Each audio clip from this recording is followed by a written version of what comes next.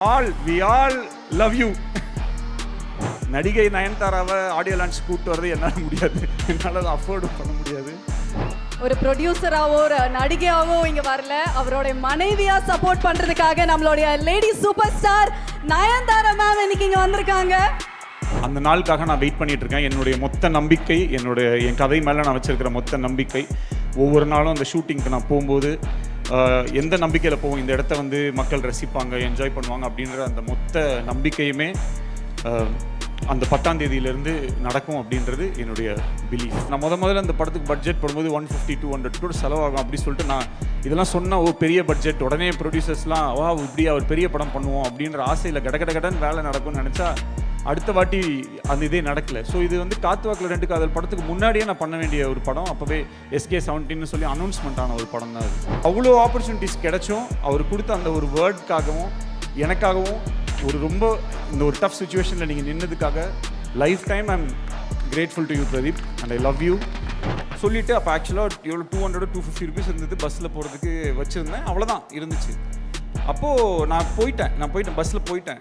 அப்போது எனக்கு வந்து ஒரே மெசேஜ் மட்டும் அனுப்புகிறாரு, இந்த மாதிரி Vicky inside your bag 50K I have kept அப்படின்னு சொல்லி அனுப்பிச்சாரு. இப்படி ஃபுல்லாக வந்து என் டியர்ஸ் இருந்துச்சு. என்னால் அந்த மொமெண்ட்டை லைஃப்பில் மறக்க முடியாது.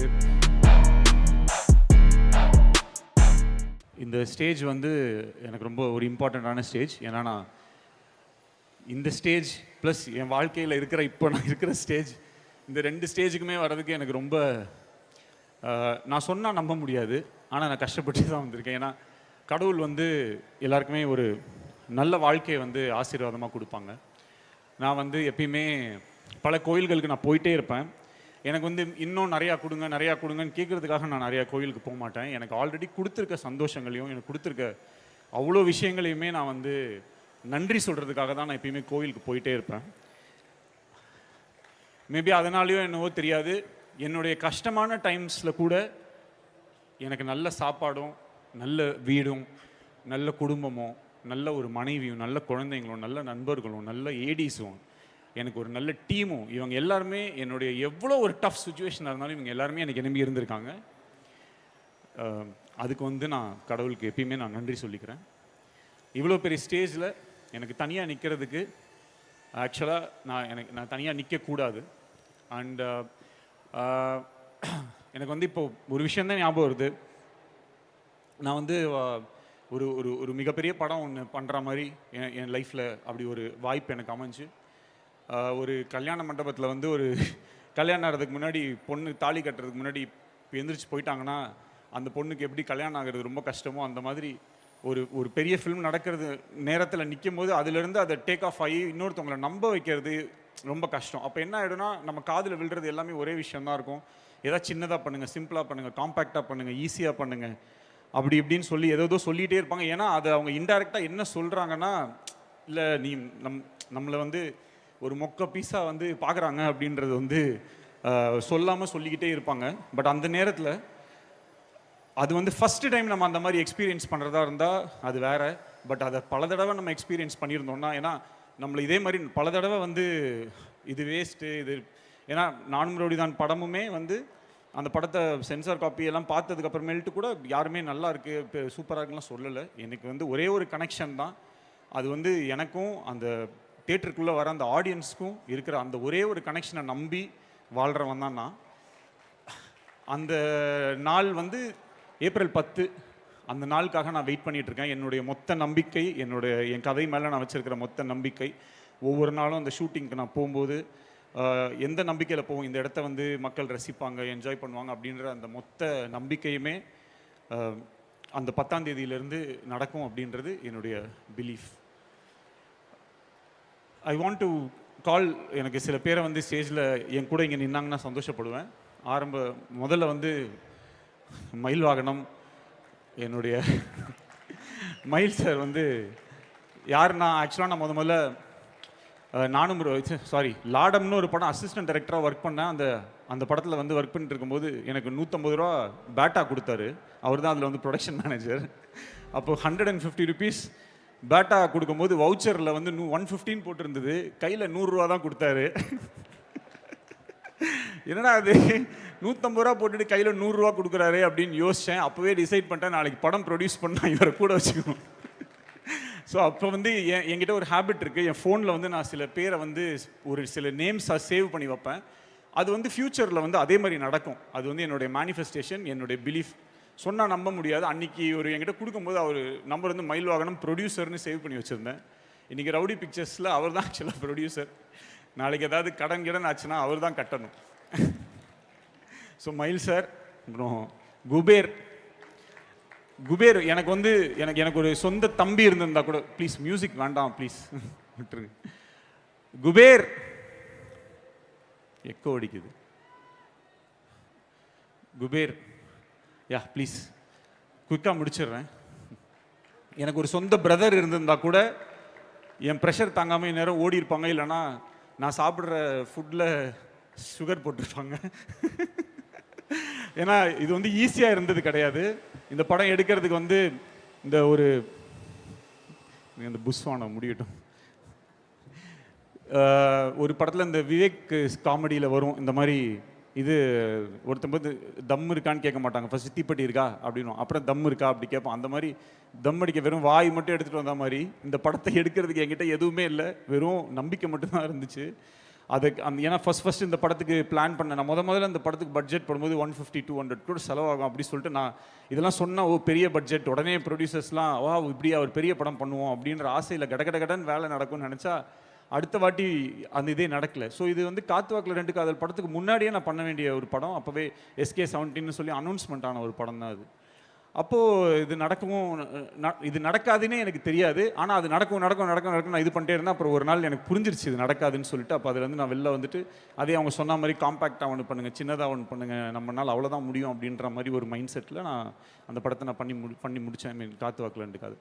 அதுக்கப்புறம் ஒரு நாள் நான் செஸ் ஒலிம்பியாடை வந்து டிரெக்ட் பண்ணுறதுக்கு ஒரு ஆப்பர்ச்சுனிட்டி கிடச்சிது. அந்த செஸ் ஒலிம்பியாடை நான் பண்ணும்போது ஒரு சின்ன விஷன், ஏன்னா நான் LIKல வந்து நான் இது வச்சுருந்தேன், அது என்ன, இந்த நேப்பியர் பிரிட்ஜுக்கு வந்து பெயிண்ட் பண்ணலாம். ஏன்னா நெக்ஸ்ட் டே வந்து சீஃப் மினிஸ்டரும் AR ரஹ்மான் சாரும் சேர்ந்து ஒரு பாட்டில் டான்ஸ் பண்ணுறாங்க, அந்த சாங்கில் பர்ஃபார்ம் பண்ண போகிறாங்கன்னு சொன்னோடனே இது எங்கே ஷூட் பண்ணலாம் அப்படின்னு நினைக்கும் போது நேப்பியர் பாலத்தில் வந்து இதை பண்ணால் நல்லாயிருக்கும் அப்படின்னு எனக்கு தோணுச்சு. அப்போது அந்த நேப்பியர் பாலத்தை வந்து பிளாக் அண்ட் ஒயிட்டில் வந்து பெயிண்ட் பண்ணலாம் அப்படின்றது நான் ராகினி, எங்கள் ரெனேசன்ஸ் இந்த டீம், அப்போ நாங்கள் வந்து அது யோசித்தோம். அப்போது அந்த இதை பார்க்கும்போது எனக்கு அன்றைக்கி அந்த நைட்டு வந்து அந்த shooting, next day shooting night வந்து நேப்பியர் பிரிட்ஜ் ஃபுல்லாக பிளாக் அண்ட் ஒயிட் பண்ணும்போது எனக்கு திருப்பியும் அந்த LIKயோட ஒரு ஃபீல் எனக்கு இருந்துச்சு. பட் ஆனால் அப்போ ஆல்ரெடி நான் என்னோட நெக்ஸ்ட் ஃபிலிம் கமிட் ஆயிருந்தேன். சம்டைம்ஸ் நமக்கு சில இன்ட்யூஷன்ஸ் இருக்கும், இந்த ஃபிலிம் நடக்கும், எப்படியாவது இது நடக்குமோ, இது ஒரு நடக்க போதோ அப்படின்ற மாதிரி ஒரு தோணிகிட்டே இருந்துச்சு. பட் அது வேறு மாதிரி சுற்றி வேறு மாதிரி போய் அது கடைசியில் அன்றைக்கி ஒரு சின்ன ஹோப் இருந்தது, இது நடந்துடும் அப்படி சொல்லிட்டு.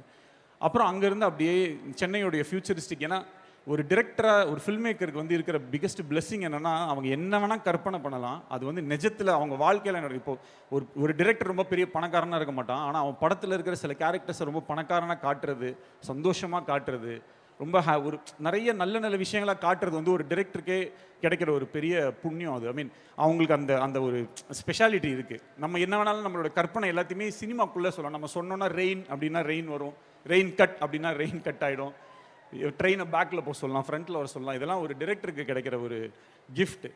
அந்த மாதிரி தான் எனக்கும். ஸோ நான் பார்க்கணுன்னு நினைக்கிற ஒரு சென்னையை, நான் நினைக்கிற இந்த ஃப்யூச்சரில் இந்த உலகம் எப்படிலாம் இருக்கணும்னு நினைக்கிறது எல்லாத்தையுமே இந்த படத்தில் எனக்கு வந்து அந்த கோலிவுட் அப்படின்னு, இப்போ நான் LAல நான் போகும்போது ஹாலிவுட்னு ஒரு போர்டு இருக்கும், அதே மாதிரி கோலிவுட்னு ஒரு போர்டு இருக்கணும், இந்த மாதிரிலாம் ரொம்ப ட்ரீம்ஸ்லாம் இருந்தது. அதெல்லாம் படத்துக்குள்ளே இன்கார்பரேட் பண்ணணும் அப்படின்ற ஒரு ஆசையோடு இந்த ஃபில்மை வந்து பண்ணேன்.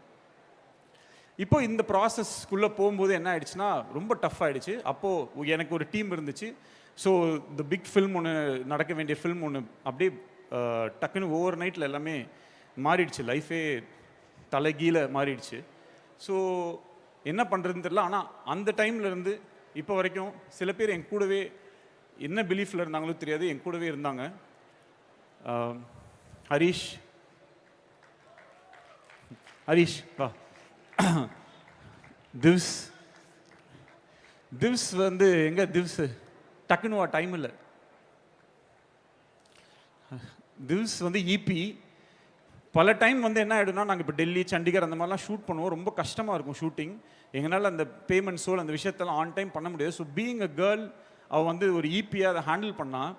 அவளுக்கு வந்து அவ்வளோ மோசமாக வந்து அடுத்த நாளில் வந்து அவ்வளோ பிரச்சனைகள் இருக்கும். அதை எப்படி அவள் ஒரு ஒரு ஒரு லேடியாக வந்து ஃபேஸ் பண்ணியிருப்பான்னு எனக்கு சத்தியமாக தெரியாது. Thank you this.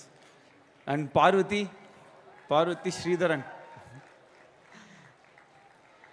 இவ வந்து ஃபர்ஸ்ட் 2018 இந்த படம் ஸ்டார்ட் ஆகும்போது முதல்ல எல்ஐகே அப்போ இருந்த லவ் இன்சூரன்ஸ் கார்பரேஷனாக இருக்கும்போது வந்து ஜாயின் பண்ணி, அப்போலேருந்து சார் நீங்கள் ஆடியோ லான்ச்லாம் வைப்பீங்களா, ஆடியோ லான்ச் வச்சாச்சு Parvathy, please come. So thank you. இந்த படத்தில் இருக்கிற காஸ்டியூம்ஸோ இல்லை இந்த படத்தில் இருக்கிற சிஜி இந்த மாதிரி விஷயங்கள் ரொம்ப ஸ்வீட்டாக இருந்துச்சுன்னா, கரெக்டாக இருந்துச்சுன்னா, இந்த credit goes to my team. And I want all my ADs here please. Binu and Prasanna வந்து பிரதீப் சார் வந்து அவங்க படத்துக்கு செலக்ட் பண்ணி வச்சிருந்த ஏடி. அவர் வந்து எப்படி செலக்ட் பண்ணியிருக்காருன்னா, இந்த ஆர்மியிலலாம் சில படத்தில் வந்து ஆர்மியில் சில சோல்ஜர்ஸை காட்டுவாங்க. அவங்க எப்படின்னா அந்த ஒரு ரொம்ப இக்கட்டான சூழ்நிலை இருக்கும். இந்த நேரத்தில் யாராவது ஒருத்தர் போய் அவங்க உயிரை கொடுத்து மொத்த பேரையுமே காப்பாற்றணும்னு ஒரு 2 பேர் இருப்பாங்க. சார் நான் போகிறேன் சார் சொல்லிட்டு போய் டமட்டமன்னு ஷூட் பண்ணி அவங்க இறந்துருவாங்க. அந்த மாதிரி ஒரு 2 பேர் தான் இந்த பினு, இந்த பிரசனம். இவங்களை வந்து அவர் கண்டுபிடிச்சி வச்சிருக்காருன்னா அவருடைய புத்திசாலித்தனத்தை பாருங்க. ஜெகன் சார், செல்வா, திவாகர், ஏடிஸ்னா எல்லாம் ப்ளீஸ்டா, டைம் இல்லைடா, போலீஸ் வர ஏதோ சொல்லாம்டா. லெனின், ஒன் ஆஃப் த, இவனெல்லாம் பெரிய டைரக்டர் ஆகிடுவான். இப்போயே என் ஸ்டேஜில் ஒரு அடி பார்த்துருங்க. லெனின், திவாகர், எது பாலா, நம்ம டீம் மட்டும் அப்படி வந்துருங்களேன் ஃபாஸ்ட்டாக ப்ளீஸ். அஜித் வா, அஜித் வா. அந்த இதில் ஒரு பரிதாபங்களில் ஒரு இது வரும்ல, 10 ரூபா 30 ரூபாய்க்கு வேலை செய்வான் 3 நாள் ஷார்ட்ஸ். அந்த மாதிரி இவன் வேலை செஞ்சதுக்கெலாம் நான் கொடுக்கணுன்னா மொத்தம் இந்த படத்தோட மொத்த பட்ஜெட் இவங்ககிட்டே கொடுத்துடலாம். ஏன்னா அவ்வளோ வேலை செஞ்சுருக்கான் அந்த பையன். Thank you Ajith, thank you so much. So இப்போது இந்த படத்தை ஆண்டனி கம் இது அப்புறம் இந்த படத்தை எடிட் பண்ணுறதுக்கு நான் ரொம்ப கஷ்டப்பட்டேன். ஏன்னா எனக்கு வந்து என்கிட்ட எல்லாமே இருந்துச்சு, கான்ஃபிடன்ஸ் மட்டும் பெருசாக இல்லை. ஏன்னா இவங்களை தவிர வேறு யாருக்குமே என் மேலே வந்து பெரிய ஒரு கான்ஃபிடென்ட் இருக்க மாதிரி எனக்கு தெரியல. எல்லாத்துலேயுமே ஏதோ டவுட் இருக்க மாதிரி இருக்கும். ஸோ பிரதீப் ராகவ் கிட்ட வந்து நான் ப்ளீஸ் ப்ரோ வந்துருங்க, பிரதீப் ராகவ் கிட்ட நான் ஒரு வெர்ஷன் பண்ணுவேன், கட் பண்ணுவேன், இது பண்ணுவேன், அது பண்ணுவேன். கிட்டத்தட்ட வேர்ல்டு ரெக்கார்டு ஒரு எப்படியும் 100 வெர்ஷன்ஸ் பண்ணியிருப்போம். இப்போது ட்ரெய்லருக்கு எப்படியும் ஒரு 500 கட்டாவது பண்ணியிருப்போம். அவ்வளோ இதை பண்ணி எனக்கு வந்து ஹெல்ப் பண்ணார். ஆக்சுவலாக ஒரு கோ டைரக்டர் மாதிரி அதில் இருக்கிற கதையில் இருக்கக்கூடிய நிறையா ஓட்டைகள் ஒரு இதில் எல்லாமே ரொம்ப I really enjoy working with as a human being. Also is a great friend to me. So இது எல்லாமே இவங்க எல்லாருமே சேர்ந்து இந்த ஃபில்மை வந்து நான் எடுக்கிறதுக்கு வந்து எனக்கு பயங்கரமாக ஹெல்ப் பண்ணிட்டாங்க. ஒரு நாள் பிரதீப் பிரதருக்கு வந்து நான் மெசேஜ் பண்ணேன், இந்த மாதிரி நான் உங்களை மீட் பண்ணணும் பிரதர், நான் கதை சொல்லணும் பிரதர்னு சொன்னேன். ஓகே அப்படின்னு சொன்னார். அப்போ போயிட்டு நான் சொல்லும்போது அவருக்கு வந்து ஸ்கிரிப்ட் ரொம்ப பிடிச்சிருந்துச்சு. அதுலேருந்து எண்ணி 2வது நாள் சொல்லிட்டாரு. அதுக்கப்புறம் ஓகே அப்படின்னு சொல்லிட்டு ஆரம்பிச்சிட்டோம். அப்போ ப்ரொடியூசர்ஸு இந்த மாதிரி விஷயங்கள்லாம் செட் ஆகலை. அப்போது ஒரு பர்டிகுலர் ப்ரொடக்ஷனில் பேசியிருந்தோம். அங்கே வந்து பயங்கரமான பட்ஜெட், பெரிய பட்ஜெட் சொல்லி என்னடா டிலே ஆகிட்டே போகுது. ஏன்னா ஆல்ரெடி அந்த ஃபிலிம் வேறு நடக்கலை, என்னடா இது அப்படின்னு சொல்லி எனக்கு ரொம்ப கஷ்டமாயிடுச்சு. அதுக்கப்புறம் அங்கேருந்து மூவ் பண்ணி எப்படியோ கொண்டாந்து அவரை வந்து எப்படியோ கன்வின்ஸ் பண்ணி இது பண்ணும்போது நேராக ஒரு நாள் என்ன ஆயிடுச்சுன்னா, இந்த படம் நடக்குமா நடக்காதான்னு ஆகும்போது வேற ஒரு ஃபிலிம் இப்படிலாம் சில விஷயங்கள் வந்துச்சு. ஆனால் எனக்காக அவருக்கு வந்து அந்த டைமில் ஒரு மிகப்பெரிய ஆப்பர்ச்சுனிட்டி கிடச்சிது டு டிரெக்ட் அ ஃபிலிம். அவ்வளோ ஆப்பர்ச்சுனிட்டிஸ் கிடைச்சும் அவர் கொடுத்த அந்த ஒரு வேர்டுக்காகவும் எனக்காகவும் ரொம்ப இந்த ஒரு டஃப் சுச்சுவேஷனில் நீங்கள் நின்னதுக்காக lifetime I am grateful to you Pradeep and I love you. அதோடு நிறுத்தாமல் நீங்கள் இந்த படத்தில் நடித்த விதம், அதில் ஒரே ஒரு விஷயம் வந்து என்னென்னா, அந்த நம்ம டெல்லியில் நாங்கள் ஷூட் பண்ணிகிட்டு இருந்தோம், இன்டர்வல் சீக்வன்ஸ் எடுத்துகிட்டு இருக்கோம். ரொம்ப முக்கியமான சீக்வன்ஸ், பயங்கர எமோஷனல் சீக்வன்ஸ். அவர் படுத்து அழுது பயங்கரமாக நடிக்க வேண்டிய சீக்வன்ஸ். அந்த சீக்வன்ஸ் எடுத்துகிட்டு இருக்கும்போது எங்களுக்கு அங்கே சுற்றி வந்து என்னென்னா ஃபுல்லாக டெல்லி அவங்க ஆளுங்கெல்லாம் வந்து பயங்கரமாக அடுத்த ஆளுங்க வந்துட்டாங்க. அங்கே வேறு செட்டு போடுறதுக்கு வந்துட்டாங்க. அவங்கெல்லாம் கத்துறாங்க, சண்டை போடுறாங்க. அப்போ இந்த திவ்ஸு இங்கே என் டீம் எல்லாம் போய் அங்கே சண்டை போட்டுட்டு இருக்காங்க. பயங்கரமாக ப்ளீஸ் சார்னு கெஞ்சுறாங்க. இவங்க காலெல்லாம் விழுறாங்க. அந்தளவுக்கு அங்கே ஒரு இது போயிட்டுருக்கு. இங்கே வந்து நான் கேமரா வச்சு நான் எடின்னு சொல்கிறேன். அங்கே இடத்துல வேறு எந்த ஆக்டராக இருந்தாலும் எனக்கு கொஞ்சம் இல்லை, எனக்கு கான்சென்ட்ரேட் பண்ணணும், இல்லை இப்படி இருக்குது அப்படி இருக்குன்னு சொல்லுவாங்க. ஆனால் அந்த சுச்சுவேஷனை பயங்கரமாக புரிஞ்சுக்கிட்டு அத்தனை டேக்ஸ் அவர் நடித்தார். அவர் திருப்பி அவர் பண்ணிகிட்டே இருந்தார். ப்ரோ பண்ணிடலாம் ப்ரோ. அந்த இடத்துல பிரதீப் வந்து நாட் ஜஸ்ட் அ ஹீரோ, அந்த இடத்துல ஒரு டிரெக்டராக என்னோட பெயினோ அந்த இடத்துக்கு நம்ம என்ன கஷ்டப்பட்டுருப்போன்றதை இது பண்ணி அவர் நடித்த விதம், அந்த சீக்வன்ஸ் நான் இப்போ வரைக்கும் நான் அந்த இன்டர்வல் சீக்வன்ஸை நான் வந்து பார்க்கும்போது எல்லாமே எவ்ரி டைம் எனக்கு ஞாபகம் வரதெல்லாம், இந்த மனுஷன் வந்து அந்த இப்படி ஒரு சுச்சுவேஷனில் இப்படி ஒரு நடிப்பை கொடுத்துருக்கானா, இவன் என்ன எப்படிப்பட்ட சுச்சுவேஷனில் வேணாலும் என்ன மாதிரி ஒரு நடிப்பு வேணாலும் கொடுக்க முடியும். He is a gifted, very very gifted, blessed and a highly talented writer, director and an actor. He is the best. எனக்கு தெரிஞ்சு நிறையா ஹெல்ப் எடுத்திருக்கேன் நான் பிரதீப் கிட்ட இருந்து. நான் நிறைய லேர்ன் பண்ணியிருக்கேன், என்னை நிறைய ரிஃபைன் பண்ணியிருக்கேன். எனக்குன்னு ஒரு நான் ஒரு ஜோனில் இருப்பேன். பல்ஸில் வந்து பிரதீப் இஸ் இன் பல்ஸ். நான் மேபி கொஞ்சம் அங்கங்கே எனக்கு கொஞ்சம் சில விஷயங்கள் நான் வந்து எக்ஸ்பெரிமெண்டல், இந்த மோர் ஆஃப் இது வரலையா அப்போ இது நம்ம பண்ணுவோம் அப்படின்ற ஒரு ஏரியாக்குள்ளே நான் போயிடுவேன். ஸோ இதெல்லாம் வச்சு ஓவராலாக இந்த படத்தை அவர் வச்சு எடுத்தது மிகப்பெரிய சந்தோஷம். அண்ட் அனி சார், அனிருத், அனி ப்ரோ, எனக்கு என்ன ஒரே ஒரு விஷயம்னா, நான் எப்போ ஏதாவது எமோஷ்னலாக பேசிடுவேன், ஏதாவது பேசிடுவேன்றதுலேயே அவர் பயந்து நான் எப்போ காம்ப்ளிமெண்ட் கொடுத்தாலுமே அதை அவர் எடுத்துக்க மாட்டார். பட் அவர் அப்படி இருந்தாலும் நான் அதை வந்து பெருசாக கண்டுக்க மாட்டேன், நான் சொல்கிறத சொல்லிடுவேன். ஒரு வாட்டி நானும் ரவுடி தானோட என்ஆர்டி இஷ்யூ இது எனக்கு வந்து பாண்டிச்சேரியில் இந்த படம் எடுக்கணுன்றது என்னுடைய ஆசை. ஆனால் அன்றைக்கி டேட்டில் பாண்டிச்சேரிக்கு போய் ஒரு 4-5 நாள் ஸ்பெண்ட் பண்ணுறது கூட என்கிட்ட வந்து காசு இல்லை. அப்போ அன்னிக்கிட்ட தான் நான் சொன்னேன், தலை நான் வந்து இந்த மாதிரி பாண்டி போகிறேன், போயிட்டு இந்த கதையை மட்டும் நான் ப்ரிப்பேர் பண்ணிட்டு வந்துடுறேன் அப்படின்னு நான் சொன்னேன். சொல்லிவிட்டு அப்போ ஆக்சுவலாக எவ்வளோ 200-250 ருபீஸ் இருந்தது பஸ்ஸில் போகிறதுக்கு வச்சுருந்தேன், அவ்வளோதான் இருந்துச்சு. அப்போது நான் போயிட்டேன் பஸ்ஸில் போயிட்டேன். அப்போது எனக்கு வந்து ஒரே மெசேஜ் மட்டும் அனுப்புகிறாரு, இந்த மாதிரி Vicky inside your bag 50K I have kept அப்படின்னு சொல்லி அனுப்பிச்சாரு. அன்னி உங்களுக்கு ஞாபகம் இருக்கான்னு சார், அன்றைக்கி வந்து 50,000 ரூபாய் பணத்தை எனக்கே தெரியாமல் என் பேக்கில் வந்து வச்சுட்டாரு. அப்போது அந்த பஸ்ஸு எல்லாம் போயிட்டு இருக்கும்போது அந்த பஸ்ஸு கம்பி ஃபுல்லாக வந்து என் டிஎஸ் இருந்துச்சு. என்னால் அந்த மொமெண்ட்டை லைஃப்பில் மறக்க முடியாது. அவரோட மியூசிக் மட்டும் கிடையாது, எனக்கு அனி ஆஸ் அ பர்சன் வந்து எனக்கு ஒரு பெரிய கிஃப்ட். அதுக்கப்புறம் அந்த work music, I am so fortunate, எவ்வளோ டிரெக்டர்ஸ் எவ்வளோ ஹீரோஸ் அவரோட வந்து ஒர்க் பண்ணணுன்றது அவங்களுடைய ட்ரீமாக இருக்கும்போது, ஆனால் எனக்கு வந்து அந்த ஆப்பர்ச்சுனிட்டி எவ்ரி டைம் வந்து கிடைக்குது அப்படின்றது எனக்கு ஒரு பெரிய சந்தோஷம். தேங்க்யூ அனி, thank you for this. So yeah, இப்போ இது எல்லாமே ஓகே. இப்போ இந்த படத்தில் அப்பப்போ ப்ரொடியூசர் நயன்தாரான்னு வந்துட்டே இருக்கு. நாங்கள் மலேசியாவுக்கு ஷூட்டிங் போனோம், அங்கே எல்லாமே ரெடி, எல்லாமே நான் பை குட்வில்ல நம்ம பேசியாச்சு. ஆனால் அங்கே இப்போ போகிறதுக்கு சில அட்வான்ஸஸ் சிலலாம் பே பண்ணணும். அப்போது மார்க்கெட் வந்து கிராஷ், டோட்டலாக ஓடிடி மார்க்கெட்டுன்றது கிராஷ் ஆகிடுச்சு. ஸோ ஓவரால் பட்ஜெட்டை ரீஒர்க் பண்ணணும்னு சொல்லும்போது நம்ம ட்ரீம் வச்சுருப்போம் இல்லையா, இவங்க தான் இந்த படத்தை நடிக்கணும், இவங்க தான் இந்த படத்தை எடுக்கணும் அப்படின்றது நம்மளுடைய ட்ரீம். அப்போது திடீர்னு அந்த விஷயம் எல்லாத்தையும் நீ கட் பண்ணுங்கன்னா எனக்கு வந்து இந்த படத்தில் ஒரு ஃப்ரேமை கூட நான் நினச்ச மாதிரி எடுக்காமல் நான் போக மாட்டேன்றதில் நான் உறுதி ஆகிட்டேன். அப்போ எனக்கு என்ன பண்ணணும்னு தெரியல, ஷூட்டிங் எப்படியே நடந்தே ஆகணும்னு நான் இருந்தேன். அப்போ குபேர் கிட்ட தான் சொன்னேன், என்ன பண்ணுது, இல்லை வரல, இந்த ஷூட்டிங் இந்த ஸ்கெடியூல் தள்ளி தான் பண்ணணும் அப்படின்ற மாதிரி அவரும் சொல்லிட்டாரு. ஸோ என்ன பண்ணணும்னு எனக்கு தெரியல.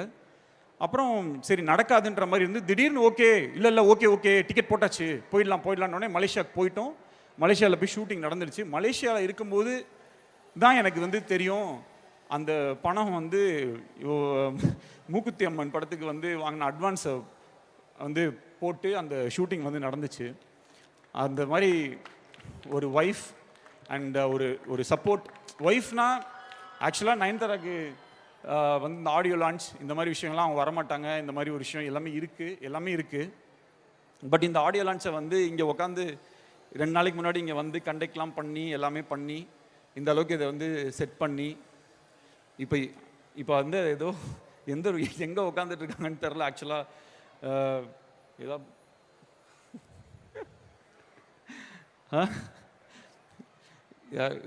இது பண்ண முடியுமா?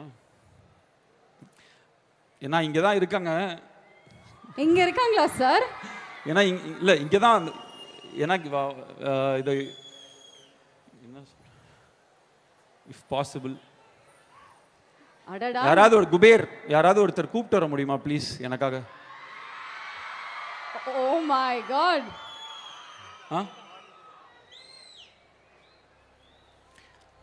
ஒரு ஒய்ஃபா ஒரு ப்ரொடியூசரா நடிகை நயன்தாராவை ஆடியோ லான்ச் கூப்பிட்டு வரது என்னால் முடியாது, என்னால் அதை அஃபோர்டும் பண்ண முடியாது. பட் ஐ டோன்ட் நோ இதுக்கு நான் என்ன சொல்லணுன்றது எனக்கு தெரியாது. இல்ல சார் எங்களுக்கே படபடன்னு இருக்கு சார். நோ இல்லை எஸ்கேப் ஆகிருக்காங்களான்னு தெரில. சம்டைம்ஸ் ஸ்டார்ட் ஆனதுக்கப்புறம் கிளம்பி ஏதாவது ஒன்று பண்ணுவா. இதுக்கு என்ன பண்ண போகிறாங்கன்னு தெரில.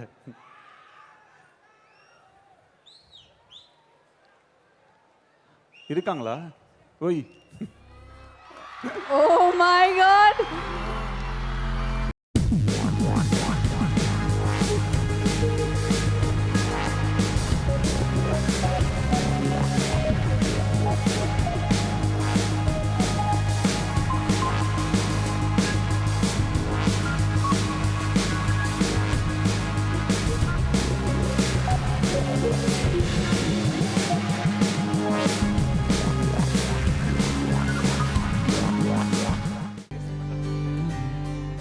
So thank you ma'am. ஒரு வணக்கமாக சொல்லுங்க ma'am.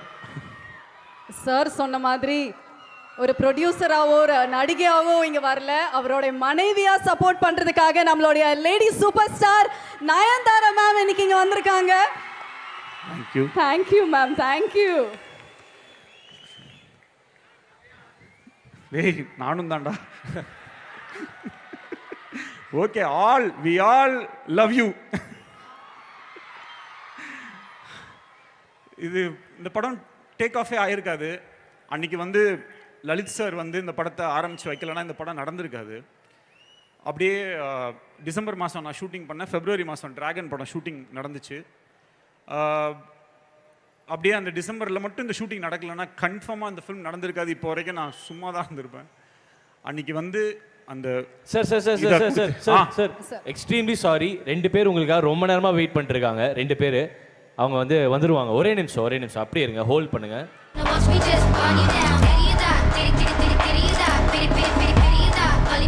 I love you, Dada. I love you, Dada. எல்லாமே நல்லா நடக்கும். You the best, Dada. உங்களுக்கு பேப்பர். Bye. உம்மா. You are the best, Dada. I love you. உம்மா. Bye. இங்கே கூப்பிட்டு வந்துட்டாங்களோன்னு நினச்சி பயந்து. தேங்க்யூ. என்ன சொல்கிறேன்னா, அன்றைக்கி மட்டும் லலித் சார் இந்த படத்தை ஸ்டார்ட் பண்ணல, இந்த படத்தை ஆரம்பித்து வைக்கல அப்படின்னா அவருக்குமே ரொம்ப கஷ்டம்தான். இந்த ஃபில்மை வந்து இந்த அளவுக்கு எடுத்துகிட்டு வந்து ரொம்ப கஷ்டம். ஆனாலும் இன்றைக்கி இந்த படம் ரிலீஸ் ஆகுது, நல்ல விதமாக ரிலீஸ் ஆகுதுன்னா அவருக்கு வந்து என்றைக்குமே நான் வந்து நன்றி கடன் பட்டிருக்கேன். Thank you Lalit sir. Ravivarman sir, Muthuraj sir, எனக்காக நீங்கள் எல்லாமே, எனக்கு ஆக்சுவலாக இன்றைக்கி சவுண்டே கேட்கல, சாரி லேட் ஆகிடுச்சு. ஆனால் எனக்காக ஒரே ஒரு விஷயம் மட்டும் பண்ணுங்கள். நான் Ravivarman sir and Muthuraj sir இவங்க 2 பேரும் வந்து இந்த இண்டஸ்ட்ரியோட ஒரு பொக்கிஷம் மாதிரி. அவங்களுக்காக ஒரே ஒரு வாட்டி நீங்கள் எல்லாருமே கிளாப் பண்ணிங்கன்னா நான் ரொம்ப சந்தோஷப்படுவேன்.